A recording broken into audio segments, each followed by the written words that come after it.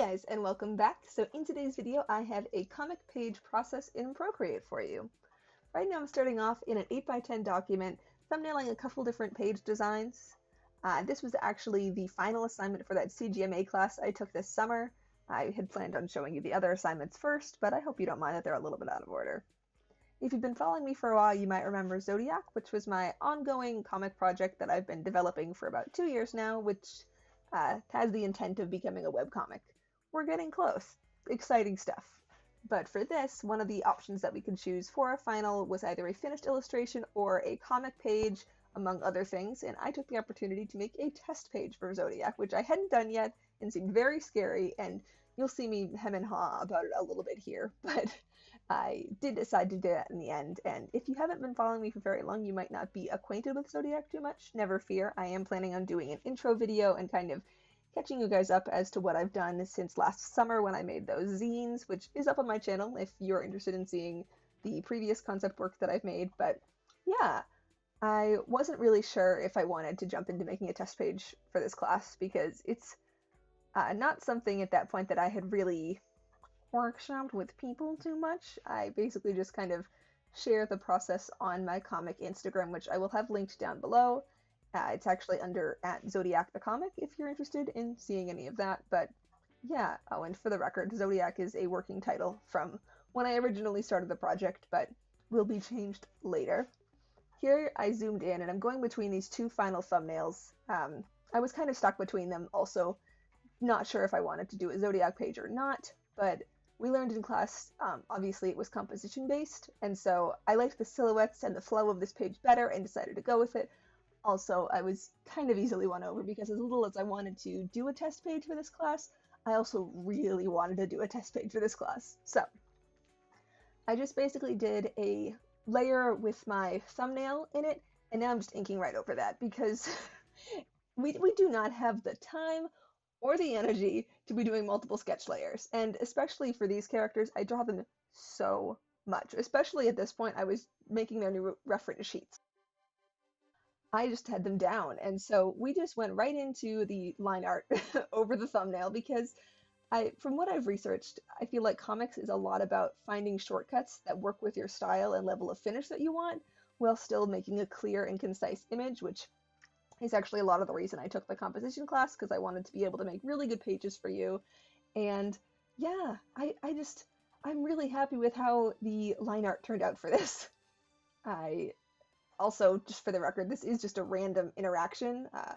If it would happen at all, it would be a bit later in the story, but yeah, you're not getting any spoilers with this one, so you're all set there. But yeah, I believe I was still using the ink bleed brush at this point, and I've actually since downloaded another one because this is going to get a little technical here.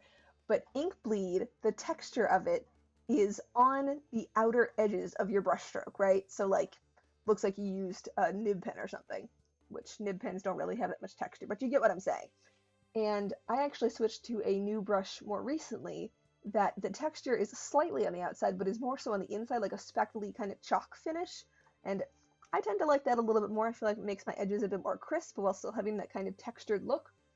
If you have any thoughts on this, people who read comics or make comics, let me know, because I have incredibly limited comics experience. I've had to do a lot of research and find about a lot of things about comics before doing this because I am a planning kind of person and I want to make something that I really like and will still like in 5 years, you know? So if that's an actual thing in comics and like clarity of line art, let me know. I'd love to hear any tips you have about comic making. But yeah,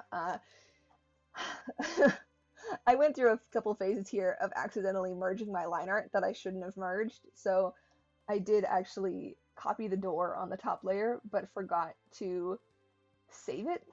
Or it was on the bottom part, excuse me, the second panel. And so I had to just redraw the area where Variant's hand is because I stupidly didn't save the line art. I thought I made a mask and I did not do that. I just erased it. So also, if you've been following the channel for a while and are up to date with the comic stuff, you might recognize this background as being kind of similar. I had made a sketch compilation background originally for this purpose of like having cropped footage, but all the art was really old and were not the current design, so I swapped out quite a few of the pieces. A couple of the original ones are still in there, but yeah, we've got an up-to-date sketch background. Now I'm going in and trying to figure out the text bubbles, and I didn't learn this till after, but did you know that you're supposed to write the text first and then draw the bubbles around it? I didn't know that. Like, it makes sense, but let me tell you, I was definitely just drawing bubbles that worked with a composition because I don't understand how that works at all. So I just drew bubbles that work with a composition and then wrote text that I felt like the characters would say and that worked with the number of bubbles I had. It was not a great approach, and I won't be doing it again. I think dialogue for me is one of the hardest things for that reason, is because even if I know now that, like, obviously you're supposed to write the text and the dialogue first, I'm still gonna subconsciously do it, and I still catch myself doing it when I'm working on, like, concept stuff. But you know how it is, sometimes it's just like that. Also the fact that fonts are terrible, and, like, I could handwrite it all, but then, like, one letter is wonky, and then you accidentally erase the one next to it. Is this a woe of comics professionals, or do you have actual lettering ability? I also ended up redrawing Variant's, like, head and face in the first panel, like, 3 times because I thought his face looked too misshapen in both panels. For, like, obviously if it was, like, in like a page of a comic, you don't have to look, I don't know, like, on model in every panel or once on every page, but I definitely thought his face looked too funky in both of them, so we had to change the first one to be a little more normal. Okay, so now we are on to flatting, which isn't very fun. Normally I would do this in a program called Multifill. It's actually an extension for Photoshop, but I am not currently enrolled in my school right now. I took a leave of absence for fall of 2020, and I'm re-enrolling for the spring. Woo! And it actually is a free program, and it runs through Photoshop, but I had Photoshop through my school, so I currently don't have it and had to do all of my flatting by hand, which wasn't very fun, have to say. I can actually link that in the description. I wholeheartedly suggest checking it out, and it saves so much time. I cannot wait to get more into it next semester. But yeah, all their colors are, pretty generic as far as my flatting process goes. I'm just using the Studio Pen tool and filling stuff in. And, like, for the flowers, I was just, filling them in as I went because it was small enough where I could just do it with the same size brush. But yeah, I'm actually have the reference sheets in the background of Procreate on, like, a separate layer, and I'm switching through and grabbing the colors I need. This was before Procreate came out with the reference tool update, and yeah, that would be a lot more useful now, and I use it all the time for my current pieces, but this was back in July? August? August. This was in August. Listen, I know what's going on. And then I had to pick colors for the background, and I did not know what colors I wanted for anything, especially because I don't have the set design finalized for where they are right now, and so we just kind of just picked something atmospheric. The purple here is just like a stand-in for what I want, but yeah, I ended up picking the color from the background of that previous piece because it seemed good and contrasted nicely with the color of the light source I was going for. I think one of the things that's interesting about comics is that if I'm doing a character portrait, which is normally what I'm doing in Procreate, like, I have a lot of layers. Like, each skin tone has, like, a layer for overlaid shading and, like, blush. And for comics, if there's multiple figures, is that all in the same layer and then you merge them? I don't know, just, like, layer management was also a big part of this. Also, it did skip over the part where I did typing of the text because it took very long and wasn't pretty to watch. Now I'm going in on a multiply layer and doing some shading, which definitely went. We definitely tried really hard.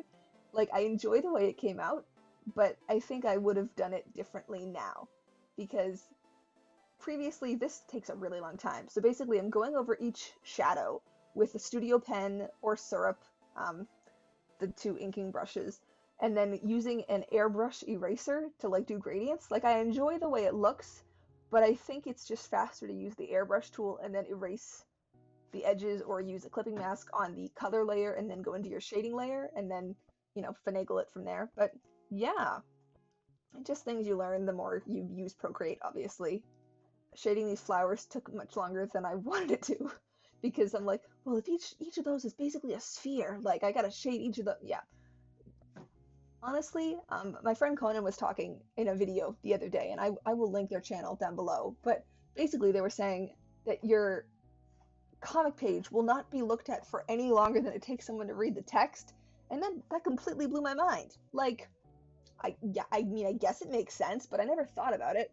And I guess like that kind of practical knowledge is what I'm really hoping to gain before I start the comic, because I don't want to find out these things halfway through and then be like, wow, those earlier pages are terrible, or, you know, so I'm sure that'll happen anyway.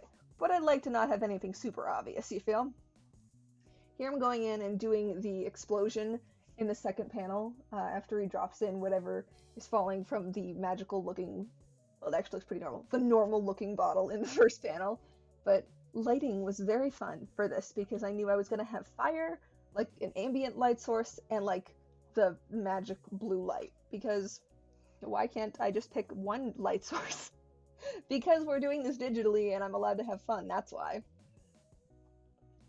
I was also trying really hard to make the stomp, like, sound effect in the background stand out, and so I did it like a white airbrushed thing behind it.